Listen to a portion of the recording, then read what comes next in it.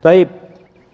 Ada pertanyaan yang mengatakan, kiranya bagaimana supaya kita ditutupin dosa-dosa kita sama Allah SWT. Nggak dibongkar di dunia, nggak dibongkar di akhirat nanti.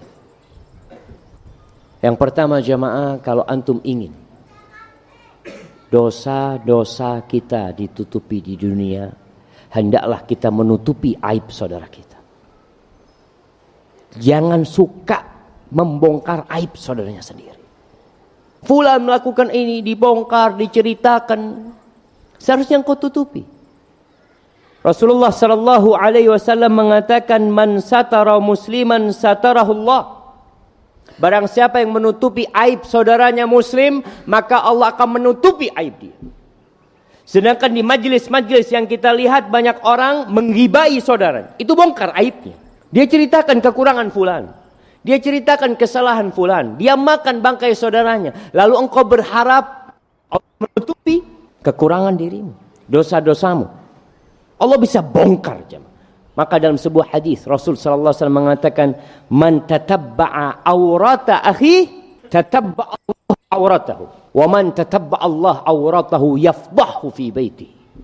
Barang siapa yang suka mencari-cari kesalahan saudaranya, dia ikutin aib saudaranya. Ya, kalau mungkin dia seorang ustadz, dia cari-cari kesalahan ustadz lewat ceramahnya. Dia cari-cari sampai dapat. Ustadz berbuat salah. Ustadz berbicara mungkin juga lupa, sehingga dia yang sampaikan salah. Tapi kita hati-hati, orang yang mengikuti aib, dia cari memang kesalahan saudaranya, maka Allah akan mencari kesalahan antum. Kalau Allah cari kesalahan antum, semua sudah tercatat. Maka orang yang Allah cari kesalahannya akan Allah bongkar dosa-dosa dia, walaupun dia di dalam rumahnya.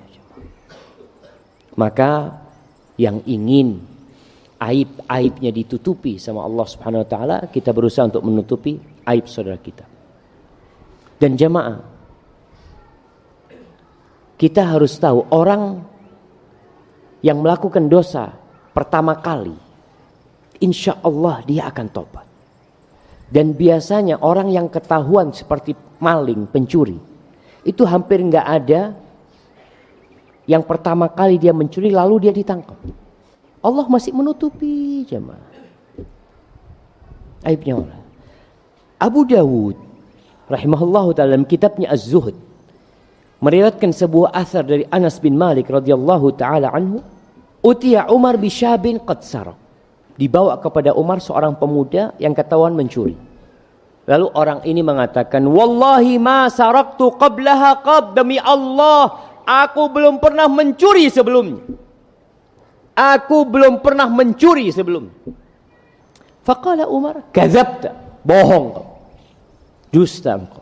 Wallahi ma kana Allah liyuslima 'abdan 'inda awwali dzambin. Kata Umar, enggak mungkin. Demi Allah, Allah itu enggak mungkin menangkap seseorang, memberikan sanksi kepada seseorang dengan awal dosa yang dia lakukan. Artinya Allah tutupin dosa dia. Enggak mungkin.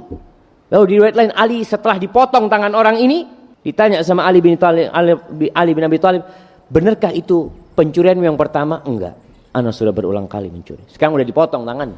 Wallahi jamaah. Nih yang kedua, kalau ingin kita ditutupin sama Allah Subhanahu wa taala, jangan terus-terusan melakukan dosa tersembunyi. Jangan. Ada orang-orang yang Masya Allah, di luar ingin selalu kelihatan baik. Masya Allah, tampak orang soleh, senyumnya melelehkan hati. Penampilannya menandakan orang yang beriman. Tapi kalau dia sedang sendirian, sedang gak ada yang melihat dia, dia melakukan dosa tanpa peduli sama Allah Jalla Jalaluh. Ingat, dalam sebuah hadis yang Rasul sallallahu alaihi wasallam menceritakan, akan datang la ya'tiyanna aqwamun yaumal qiyamah bihasanatin amsala jibala tuhama bidan. Akan datang nanti pada hari orang yang bawa pahala yang putih bersih. Subhanallah, pahalanya banyak seperti jajaran gunung Tihamah yang ada di Jazirah Arab jemaah. Bidan putih, Masya Allah orang. fayaj'aluha Allah haba'an manthur. Lalu Allah jadikan debu yang berterbangan. Itu para sahabat takut. Mereka mengatakan, ya Rasulullah, sifhum lana, jallihim lana ya Rasulullah. Tolong sifatin mereka. Siapa sih mereka? Tunjukkan kepada kami supaya kami enggak jadi seperti mereka. Amma haula, mereka itu seperti kalian. Salat malam seperti kalian salat malam. Bukan orang biasa-biasa. Masya Allah. Tapi idza khalau bimaharimillah intahakuha. Kalau mereka sedang sendirian dengan yang Allah haramkan, mereka langgar itu jemaah. Maka yang itu masih ingat bagaimana Imam Ahmad bin Hanbal ketika mendengarkan bait syair yang ada yang tanya gimana hukumnya menasyidkan nasyid-nasyid, kata dia. Tanya seperti apa nasyid itu. Lalu Imam Ahmad dikasih contoh sama orang ini, idza ma qala li rabbi amastahyaita ta'sini wa tukhfi dzamba an khalqi wa bil isyani ta'tini. Kata Imam Ahmad, coba kau ulangi lagi. Diulangi. Idza ma qala li rabbi amastahyaita ta'sini wa tukhfi dzamba an khalqi wa bil isyani ta'tini. Itu Imam Ahmad masuk rumahnya menangis beliau. Wallahi itu Imam Ahmad jemaah.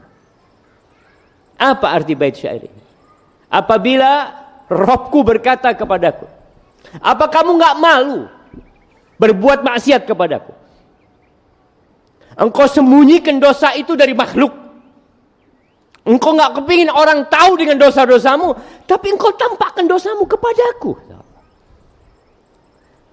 Maka orang-orang jamaah yang terus berbuat dosa yang tersembunyi, kebaikannya nampak, enggak punya kebaikan tersembunyi. Maka yang seharusnya kita sembunyikan itu amal soleh. Rasulullah sallallahu alaihi wasallam mewasiatkan kepada kita, liyakun li ahadikum khib'un min amalin soleh. Hendaklah sebagian kalian ini memiliki khib, sesuatu yang tersembunyi dari amal soleh. Antum sembunyikan amal soleh. Usahakan tidak ada orang yang tahu sampai antum mati. Kalau antum berbuat amal soleh itu, antum sedekah, antum bantu orang, untuk apa? Sampai mati kalau bisa nggak ada yang tahu. Mudah-mudahan itu yang akan membuat Allah menutupi dosa-dosa antum. Karena antum menutupi amal soleh antum. Bukan malah perbanyak amal dosa-dosa pada waktu tersebut. Kemudian yang ketiga, agar kita mendapatkan ditutupin dosa kita sama Allah nanti di dunia dan di akhirat, jangan suka menceritakan dosa antum. Jangan suka. Rasulullah sallallahu alaihi wasallam mengatakan, kullu ummati mu'afa illa al-mujahirin. Semua umatku itu akan dimaafkan kecuali orang yang berbuat dosa terang-terangan. Ustaz gimana Ustaz? Orang berbuat dosa terang-terangan. Wallahi jamaah, ketika fitrah sudah rusak, orang itu enggak malu berbuat dosa terang-terangan. Lalu Nabi menjelaskan gimana berbuat dosa terang-terangan. Wa inna minal mujaharah, di antara bentuk berbuat dosa terang-terangan. Ini salah satu modelnya. Ayya'mala ar-rajulu bil-laili amalan, thumma yusbih wa qad satarahullah. Seorang yang malam hari berbuat dosa, kemudian di pagi harinya Allah tutupi dosanya. Allah enggak bongkar ketika dia berbuat dosa. Fayaqul, lalu dia cerita sama sahibnya pagi hari, ya fulan amiltul bariha kadza wa kadza. Dia mengatakan, oh aku telah melakukan dosa ini tadi malam. Na'udzubillah. Ada yang berzina menceritakan perzinaan. Ada yang berzina di masa sekarang kemudian mempublikasi perzinaan. Dan hati-hati nih jemaah. Kita bicara menutupi aib saudara kita. Jangan sampai antum menjadi orang yang ikut menyebarkan kemaksiatan dan perzinaan.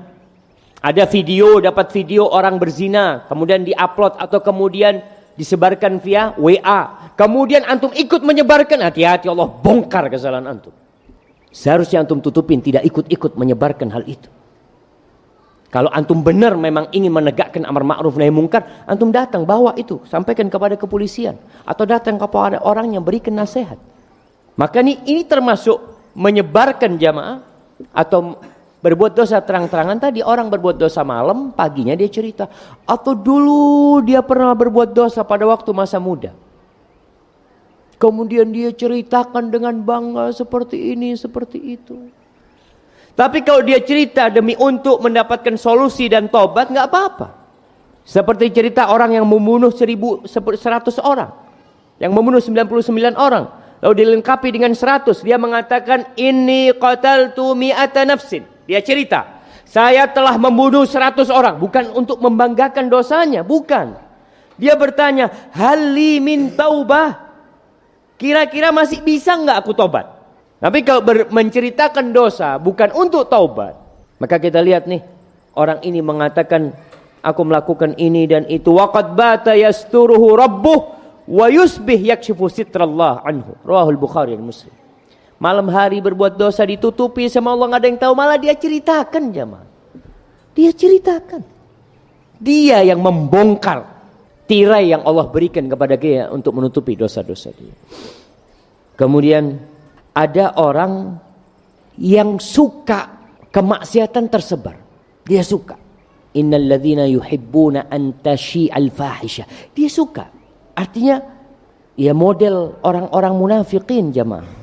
Yang ikut serta, bukan ikut serta, dia ini hanya suka saja. Ketika terjadi umpamanya kemaksiatan, dia lihat oh di sini ada lokalisasi, hatinya itu suka, maka Allah sudah murka sama dia. Allah akan bongkar aib-aib. Maka jamaah, hadis qudsi yang baru saja kita baca itu berkaitan dengan dosa yang sama Allah. Tapi kalau kaitannya dengan makhluk beda lagi jamaah.